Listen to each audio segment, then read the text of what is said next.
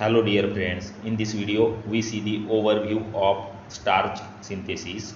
Deceraldehyde 3-phosphate generated by the Calvin cycle acts as a precursor for the synthesis of starch. The synthesis of starch occurs in chloroplast when cytosolic inorganic phosphate concentration is low. Triose phosphate is retained within the chloroplast and starch is synthesized. During starch synthesis, triose phosphate is converted to ADP glucose via fructose 1,6 bisphosphate. Finally, the glucose moiety of ADP glucose is transferred to the non-reducing end of terminal glucose of a growing starch chain. If you like the video, share with your friends and please do subscribe our YouTube channel.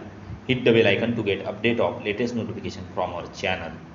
Thank you very much.